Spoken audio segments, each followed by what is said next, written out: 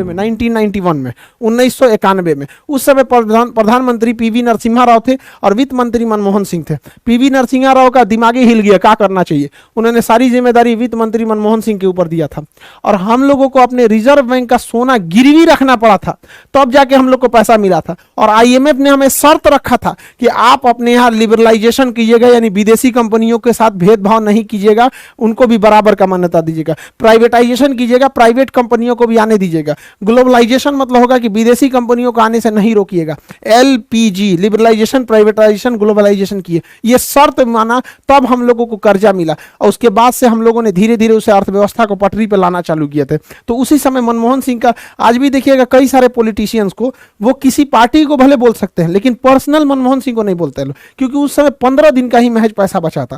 Question पूछेगा उदारीकरण यानी लिबरलाइजेशन किसके समय हुआ, तो लड़का गलती से मार देता है मनमोहन सिंह। मनमोहन सिंह उस समय वित्त मंत्री थे जबकि पीवी नरसिम्हा राव जो थे वो प्रधानमंत्री थे। तो कहेगा किसके समय उदारीकरण यानी एलपीजी हुआ था, तो पीवी नरसिम्हा राव 1991 के। उसी समय हम लोगों ने विदेशी कंपनियों को आने की छूट दे दी थी, जिस वजह से विदेशी कंपनियां दौड़ पड़ी।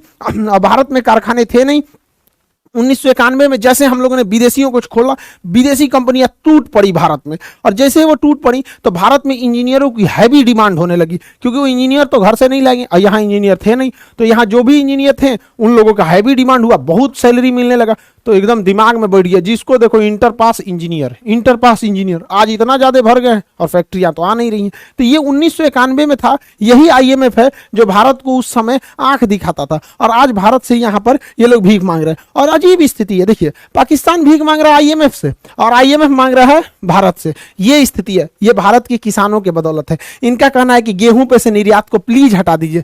मोदी जी से जाके बोल रही, अजब हाल है। मोदी जी से सुने, अच्छा गेहूं से निर्यात हटाना है। इन्होंने गेहूं से तो हटाया नहीं, बल्कि चीनी पे भी बैन लगा दिया। अब चीनी भी नहीं दे सकते और साथ साथ चावल पे भी लगा दिया। जा लो जा, मांगने गए थे, समझ में नहीं आ रहा किससे कर। भाई हम लोगों को हमेशा अपना देश देखना चाहिए, बहुत अच्छा डिसीजन है। पहले हम अपना देश देखेंगे, बाद में दुनिया को देखेंगे। आईएमएफ वालों पे कोई भरोसा नहीं है। हमेशा याद रखिएगा, अपने देश के साथ जिसने भी गद्दारी किया उसे कभी नहीं भूलना चाहिए, चाहे कुछ भी हो जाए। 70 के दशक में जब हमारे यहाँ गेहूं नहीं था, हमारे यहाँ सूखा पड़ गया था, तो हम लोग अमेरिका से गेहूं मांगे थे, भीख नहीं मांगे थे, खरीदे थे। तो अमेरिका ने सुअर को खाने वाला गेहूं दिया था भारत को। सोचिए, सुअर को जो खाने के लिए गेहूं दे। आज ये हम लोग को कह रहे हैं कि हम लोग के गेहूं का निर्यात कर देना चाहिए। इन सब पे कभी भरोसा नहीं करना चाहिए। कभी भी अपने देश के साथ हुए गद्दारी को नहीं भूलिएगा। अपने आखिरी सांस तक याद कीजिए, आज से 2 साल पहले जब डोनाल्ड ट्रंप प्रधानमंत्री थे, वहां के राष्ट्रपति थे, जब कोरोना का संकट आया था, उनकी यहाँ दवाइयों की खोज ऐसा लगा था कि पहले हो जाएगा, तो उन्होंने अपने यहाँ दवाइयों के निर्यात पर बैन लगा दिया था। इवन की सिरिंज तक पे भी बैन लगा दिया था कि सब सिरिंज कहां से यूज करेगा, सब भारत वालों को तो इतना आता नहीं है, कहां से लाएगा सब। देख लो अमेरिका, मार दिया गया आदमी तमाचा यहाँ पे तुमको, लोल कहीं का।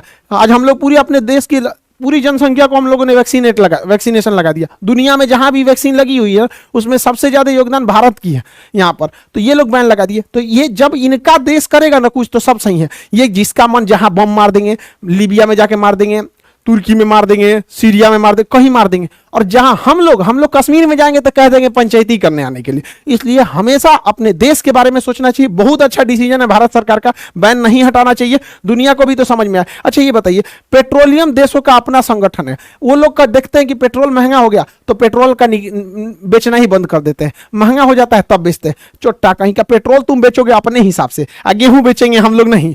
तुम पेट्रोल रोको, हम गेहूं रोकेंगे। सैल्यूट है किसानों को। यहाँ पर हम लोगों को ऐसा होना चाहिए और आईएमएफ को घुटने पे लाना चाहिए। आईएमएफ कहता है कि दुनिया में जो भी व्यापार करना है 5 को मुद्रा में कीजिए। स्पेशल ड्राइविंग राइट, इसे कागजी स्वर्ण भी कहते हैं, एसडीआर। क्या क्या भैया, तो अमेरिका का डॉलर, यूरोपीय यूनियन का यूरो, चीन का युआन, जापान का येन और ब्रिटेन का पाउंड स्टर्लिंग। मतलब 5 देश में व्यापार कर सकते हैं हम लोग। हम लोग रुपया में व्यापार नहीं कर पाते। वो किसी देश से अच्छा रिलेशन है, जैसे ईरान से है हम लोग का मित्रवत रिलेशन है, तो ईरान का पेट्रोल का पैसा हम लोग डॉलर में न करके रुपया में कर देते हैं। अमेरिका उस पर भी घुसी आता है। तो भारत सरकार को भी बैन लगा, इस तरह पे प्रेशर लगाना चाहिए कि भैया जब चाइना का शामिल कर दिए तो हम लोग का भी शामिल कर दो। मौका मिलना चाहिए ऐसा, ताकि स्ट्रिक्ट एक्शन लेना चाहिए। आज हमारा देश पूरी दुनिया के सामने एक पावर बन के बैठा है किसानों के बदौलत। सोचिए, पूरी दुनिया का, हम भारत की बात नहीं करें, पूरी दुनिया में 35% लोग जो खाना खाते हैं वो भारत के किसानों से जाता है। रीजन समझिए, दुनिया का 17% लोग तो अकेले भारत में रहते हैं, और भारत में जो लोग खाना खा रहे हैं भारतीय किसानों ने जो उनको उगाया है। इसके अलावे इस 17% के अलावे हम लोग निर्यात करते हैं। तो पूरी दुनिया में जिन लोगों के मुंह में अनाज जा रहा है, जो खाना खा रहे हैं ना, वो 33% भारत के किसानों ने उपजाया है। ऐसे किसानों के लिए सोच सकते हैं, हमारे देश के किसानों के लिए जय जवान जय किसान। लेकिन इसी के साथ दुखद भी ये कहना पड़ता है कि इन किसानों की स्थिति देखिएगा तो बहुत दयनीय है।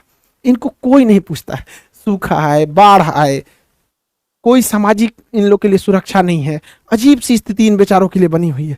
देखिएगा गुजरात में, महाराष्ट्र में सूखा की वजह से, हालांकि हर जगह के किसानों की कम वही स्थिति वैसी है, लेकिन चूंकि गुजरात, महाराष्ट्र ये सब के एरिया में सूखा भी ज़्यादा पड़ता है, वहाँ किसानों का सुसाइड रेशियो बहुत ज़्यादा है।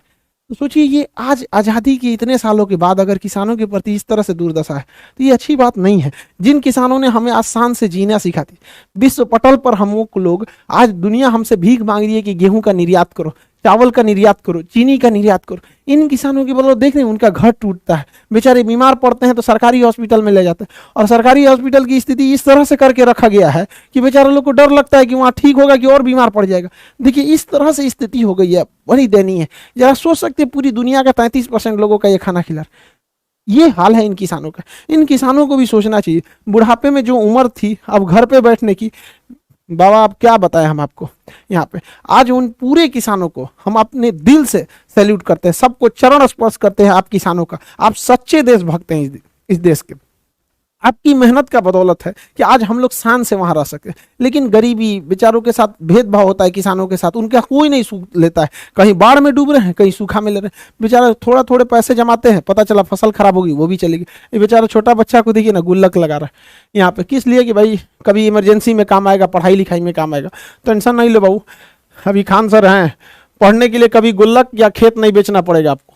जब तक हम हैं, पढ़ाई को इतना सस्ता बनाएंगे कि कभी भी पढ़ाई, किसी गरीबी की वजह से किसी की पढ़ाई नहीं छूट सकती यहाँ पर। तो आई होप आप इस सब चीज़ों को समझे होंगे। यहाँ पर अभी भारत सरकार गन्ने पर क्यों बैन लगा रही है? हालांकि हमारे पास जितना चीनी का जरूरत है उससे ज़्यादा हमारे पास चीनी का उत्पादन होता है, और साथ में हमारे पास पहले से रखा हुआ है। फिर भी ऐसा क्यों किया जाता है? क्योंकि पेट्रोल में अब हम लोग ना पूरी तरह से पेट्रोल नहीं मिलाएंगे, हम लोग उसमें एथेनॉल मिला देंगे, ताकि पेट्रोल और एथेनॉल मिक्स होकर गाड़ियाँ चलेंगी। तो इसको हम लोग आगे की वीडियो में बताएंगे। आई होप आप इसे समझे होंगे। अगले वीडियो में हम एथेनॉल ब्लेंडिंग समझा देंगे। मिलेंगे नेक्स्ट क्लास में।